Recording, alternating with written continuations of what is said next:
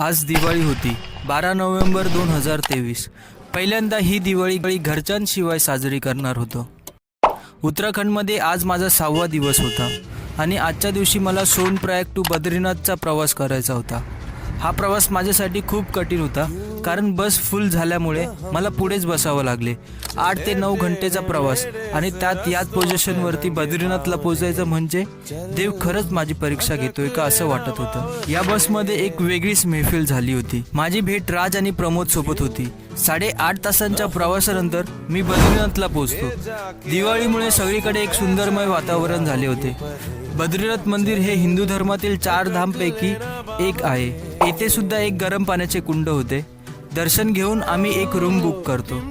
बोलायचं झालं तर आम्ही चौघे सोलो आलो होतो आणि आमच्या 8 तासांच्या प्रवासामध्ये सगळ्यांची एक वेगळीच बॉन्डिंग झाली होती। घरापासून खूप लांब होतो, त्यात